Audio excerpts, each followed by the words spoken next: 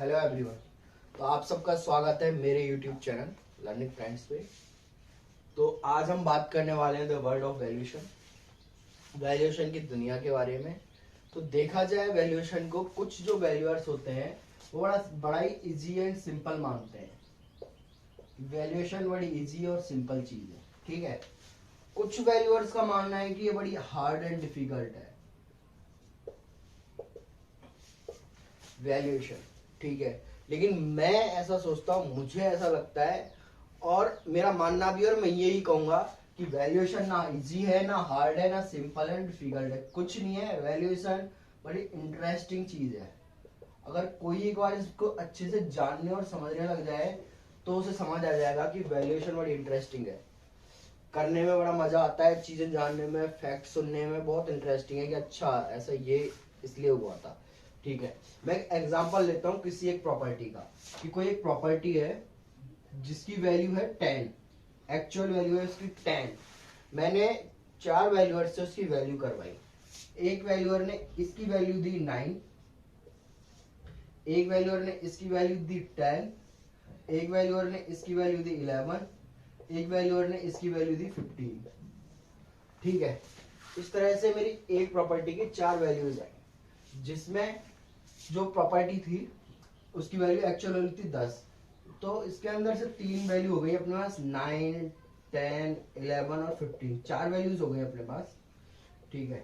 अब इसमें कौन सी, क्या ऐसा हुआ है इस केस के अंदर कि ये जो 4 में से 3 वैल्यूअर गलत और एक वैल्यूअर ऑनेस्ट आदमी, हाँ ये ईमानदार है, इसने अच्छे से काम किया है, इन्होंने कुछ घपलेबाजी करी है, ऐसा हुआ है? नहीं, ऐसा नहीं हुआ। इनके अंदर क्या हुआ है कि जो ये वैल्यू है होती क्या है एक्चुअली में। तो वैल्यू, मुझे जो लगता है वैल्यू जो है, value is an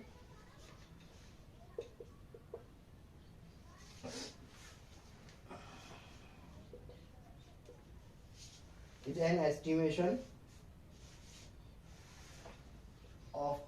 of opinion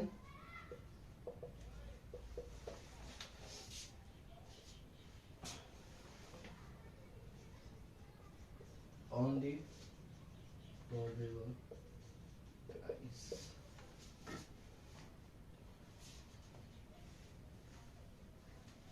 and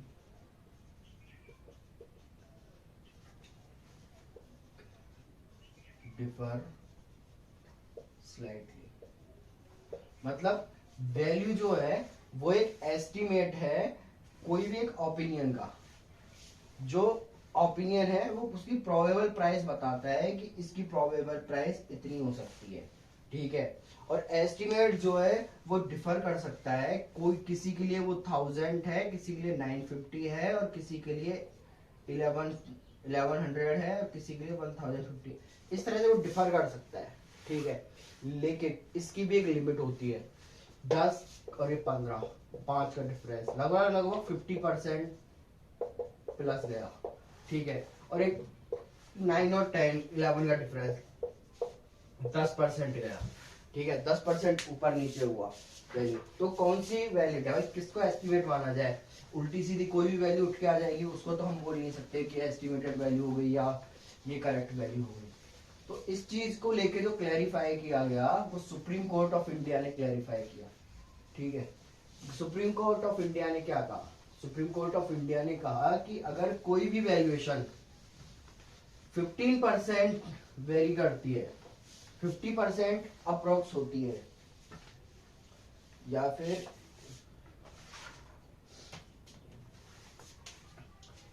जो डिफरेंस है कोई एक हॉनेस्ट वैल्यूअर या अदर जो वैल्यू आई थी उसके बीच का, तो ये इक्वल ही मानी जाएगी। कि 15% तक की जो वैल्यू है, 15% तक, सॉरी वैल्यू नहीं, 15% जो मार्जिन है किसी वैल्यू में वो वैलिड रहेगा। इसका मतलब ये है कि जैसे वो 10 था तो उसकी वैल्यू 8.5 हो सकती है और 11.5 हो सकती है। 15% इन दोनों के बीच में ही रहेगी, इसकी वैल्यू 15 नहीं हो सकती। अगर 15 है वो गलत है, वो गलत है। 15% इज करेक्ट वैल्यू, ठीक है, तो ये चीज क्लियर है। तो है ना बड़ी इंटरेस्टिंग कि अभी मानो कोई चीज है, इसकी 10 रुपए के कॉस्ट है, अब वैल्यू ने दे दिया 11, तो लोग जो जानते ही वैल्यूएशन के बारे में, जिन्हें नहीं पता वो कहेंगे अरे यार 11 कैसे आ गया, इसी तो 10 है वैल्यू, तुमने ज्यादा कैसे दे दी। नहीं, सुप्रीम कोर्ट के अकॉर्डिंग वैल्यू 15% का मार्जिन रख सकती है, 15% कम ज्यादा हो सकती है, क्योंकि ये एस्टिमेटेड आइडिया होता है। ठीक है, तो ये चीज तो हो गई क्लियर एकदम से। अब इसके बाद अपन बात करते हैं कुछ एग्जांपल्स के, कुछ अपन फील्ड एग्जांपल्स देखते हैं जिनसे आपको पता चलेगा कि वैल्यूएशन और भी ज्यादा इंटरेस्टिंग है। ठीक है, फील्ड एग्जांपल्स में एक एग्जांपल लेते हैं। एक एग्जांपल, एक फैक्ट्री थी, ठीक है, और वो फैक्ट्री थी धारावी मुंबई के अंदर। धारावी मुंबई के अंदर एक फैक्ट्री थी।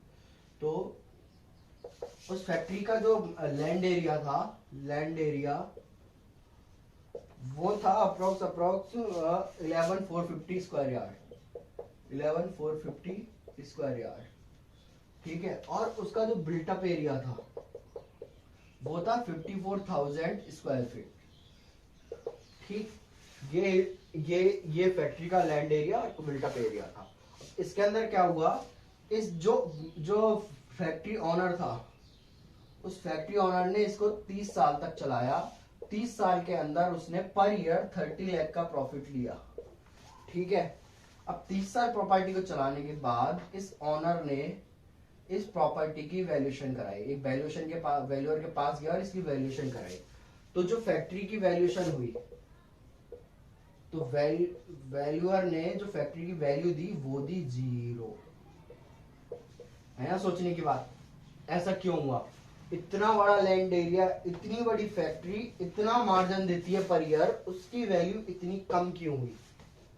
बड़ा इंटरेस्टिंग रीजन है और बड़ी इंटरेस्टिंग वजह है।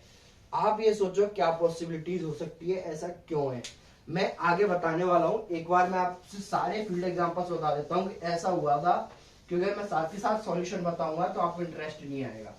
तो ये आप नोट कर लें, या जो भी आपको लगता है तो जरूर मुझे कमेंट करके बताएं कि ऐसा हुआ होगा। मैं आगे बताने वाला हूँ, जब तक अभी आपके माइंड में आ गया क्यों हुआ है तो जरूर मुझे कमेंट करके लिख दें कि ये इस तरह से हुआ था, इसलिए हुआ था। अब एक और एग्जांपल लेते हैं। एक डॉक्टर ने एक लैंड परचेज की, एक डॉक्टर ने एक लैंड प्लॉट परचेज किया 1.80 लाख का। ठीक है, ये परचेज करने के बाद उसने कंस्ट्रक्शन करा 8 लाख का उस प्रॉपर्टी पे। तो land value plus construction value equal, इसकी जो टोटल वैल्यू होगी प्रॉपर्टी की होगी 9.80 लाख। ठीक है, ये इसकी प्रॉपर्टी वैल्यू हो गई। तो इसने क्या करा, जो प्रॉपर्टी थी उसको रेंट पे दे दिया, उसने 4968 पर मंथ रेंट पे दिया। ठीक, उसने इस रेंट पे दिया। उसके बाद उसने इस प्रॉपर्टी की वैल्यूएशन करवाई। तो इस प्रॉपर्टी की जो वैल्यू आई, अब आपके अकॉर्डिंग क्या वैल्यू आनी चाहिए? 9.80 लाख। ऑब्वियस सी बात है कि लैंड की जो वैल्यू 1.80 लाख है, कंस्ट्रक्शन है 8 लाख का, टोटल वैल्यू 9.80 लाख। लेकिन ऐसा नहीं होता है, वैल्यूअर ने जो इसकी वैल्यूएशन दी वो दी 3.50 लाख। एनी गैस क्यों हुआ होगा, क्या पॉसिबिलिटीज हो सकती है कि इसलिए इसकी वैल्यू कम आई, ज्यादा आई? मुझे जरूर कमेंट करके बताएं, मैं ये बताऊंगा आपको कि ऐसा क्यों हुआ था। तो थोड़ा सब्र रखें, बड़ा मजा आने वाला है, बड़ा इंटरेस्ट आएगा। और अभी आ भी रहा होगा इन एग्जांपल्स को देख के कि वैल्यूएशन में किस तरह से प्रॉपर्टी की वैल्यू चेंज हो जाती है, कैसे क्या होता है। इसके बाद एक और एग्जांपल देखते हैं। कोई एक बंगलो था, ठीक है, इस बंगलो का जो ऑनर है उसने इसकी वैल्यूएशन करवाई। तो वैल्यूएशन जो दी वैल्यूअर ने वो तीन तरह से दी। इंश्योरेंस के लिए दी, वेल्थ टैक्स के लिए दी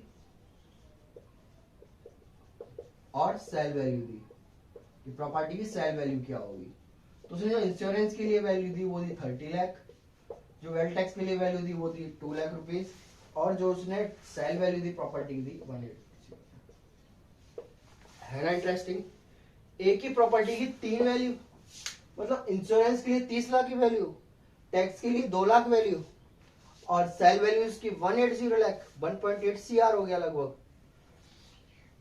ऐसा क्यों हुआ, क्या रीजन है, जरूर मैं बताऊंगा आपको ऐसा क्यों हुआ, क्या पॉसिबिलिटी है, आप जरूर मुझे कमेंट करके बताएं। आपको क्या लगता है कि ये वैल्यू क्यों चेंज हुई। भाई इसका तो मेरे हिसाब से ज्यादातर वैल्यूअर्स को आंसर पता होगा कि इंश्योरेंस के लिए वैल्यू कम क्यों है, टैक्स के लिए वैल्यू क्यों है कम, और सेल वैल्यू इतनी ज्यादा क्यों है। मैक्सिमम को पता होगा, तो फटाक से लिख दो कमेंट में क्या है रीजन, क्यों ऐसा हुआ। ठीक है, उसके अलावा अपन एक नेक्स्ट एग्जांपल देखते हैं एक फ्लैट का। ठीक है, एक फ्लैट का एग्जांपल देखते हैं कि एक फ्लैट था 2875 स्क्वायर फीट का एक फ्लैट था।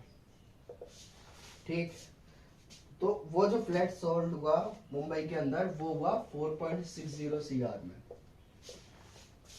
ठीक है, 4.60 CR में फ्लैट सोल्ड हुआ। 2 महीने बाद, आफ्टर 2 months लेटर, जो प्रॉपर्टी सेल हुई उसी बिल्डिंग में, उसी सेम बिल्डिंग में 2 फ्लैट और सेल हुए। ठीक है, जो वो 2 फ्लैट जो सेल हुए थे वो हुए थे 6.04 CR में। है ना बड़ा इंटरेस्टिंग। 2 महीने में ऐसा क्या हो गया कि उसी प्रॉपर्टी में 2 फ्लैट, बाद में 2 करोड़ वैल्यू बढ़ गई पर फ्लैट की। ठीक है, ये बड़ा इंटरेस्टिंग है, इसका भी आंसर वही मैं आगे बताऊंगा। आप लोग गैस करो कि ऐसा क्यों हुआ होगा, क्या वजह थी कि 2 करोड़ रुपए बढ़ गई पर फ्लैट 2 महीने के अंदर अंदर, ऐसा क्या हुआ होगा। ठीक है, जब तक मैं दूसरे एग्जांपल आता हूँ। एक चेन्नई का रेपुटेड बिल्डर है, तो जब उसकी बिल्डिंग अंडर कंस्ट्रक्शन थी तो उसने उसके अंदर 60% फ्लैट बेचे, और जो उसने 60% फ्लैट बेचे उनको उसने जिस रेट पे बेचा वो था 3800 पर स्क्वायर फीट। ठीक है, जब ये प्रॉपर्टी अंडर कंस्ट्रक्शन थी, यही प्रॉपर्टी 6 महीने के बाद जब इसका पोजेशन हो गया था, रहने लायक हो गई थी, जब रेडी टू मूव प्रॉपर्टी थी ये, जब रेडी टू मूव प्रॉपर्टी थी ये, तो इसकी वैल्यू क्या हो सकती है।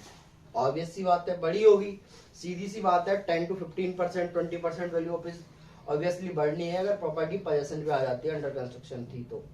ठीक है, लेकिन इस केस में ऐसा नहीं हुआ। उसने 40% फ्लैट जिस रेट पे बेचे वो थे 2900 रुपए पर स्क्वायर फीट।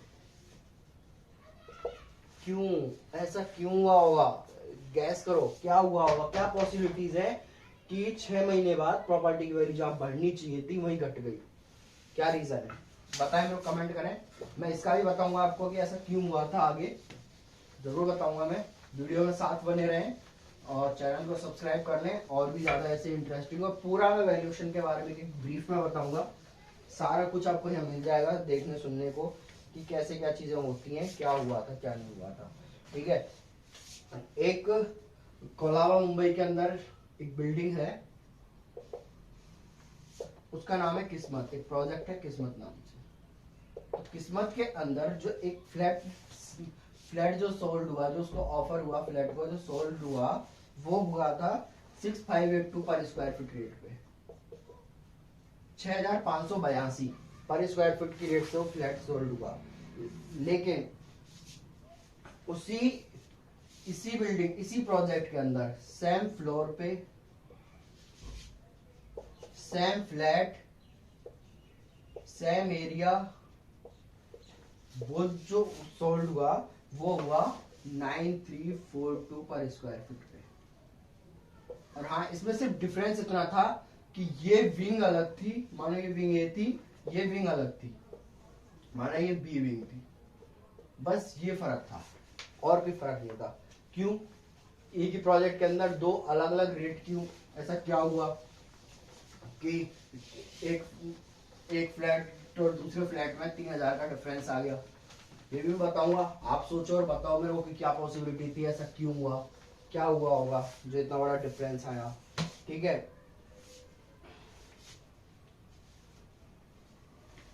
एक कॉलोनी लेआउट के अंदर 2 साइड बाय साइड 2 प्लॉट थे। ठीक है, सेम प्लॉट एरिया के, लेकिन इसमें एक ये जो फ्लैट था ये इसकी जो वैल्यूएशन आई वो आई 5 लाख रुपए, 5 लाख रुपीज, और जो अनदर जो प्लॉट था दूसरी साइड का, उसकी जो वैल्यू आई वो 10 लाख आई। सेम एरिया, सेम कॉलोनी, सब कुछ सेम, प्लॉट भी पास पास, क्यों इतना वैल्यू डिफर कर गई? कहाँ एक 5 लाख और कहाँ दूसरे प्लॉट की वैल्यू डबल हो गई? तो ये भी आप मेरे को जरूर बताएं कमेंट में कि ऐसा क्यों हुआ होगा, क्या पॉसिबिलिटीज हैं। तो अगर अब आप मुझे इन सब के बारे में जरूर कमेंट करके लिखें कि ऐसा क्यों हुआ होगा, आपको क्या लगता है। ठीक है, कोई एक वैल्यूअर ही नहीं, कोई भी मेरी वीडियो देख रहा है जरूर गैस कर सकता है कि ऐसा क्या हुआ होगा। मैं इस वीडियो के अंदर इन सब के अभी पॉसिबिलिटी या आंसर नहीं बता रहा हूँ, नेक्स्ट वीडियो में बताऊंगा। तो जब तक आप इनका सॉल्यूशन निकालो और कमेंट में मुझे जरूर बताएं कि ऐसा क्यों हुआ होगा, बड़ा इंटरेस्टिंग है। अगर मैं वीडियो में अभी बताऊंगा तो आपको वीडियो बोर करने लग जाएगी और काफी लंबी होने वाली है। तो इसलिए मैं इस वीडियो को यहीं खत्म करता हूँ। नेक्स्ट वीडियो का जरूर वेट करें, चैनल को सब्सक्राइब कर दें, बेल आइकन दबा दें, जिससे आपको नेक्स्ट वीडियो का अपडेट मिल जाए और आपको सबके आंसर पता चल जाए कि ऐसा क्यों हुआ होगा। तो अभी के लिए मैं बाय करता हूँ आपको, थैंक यू।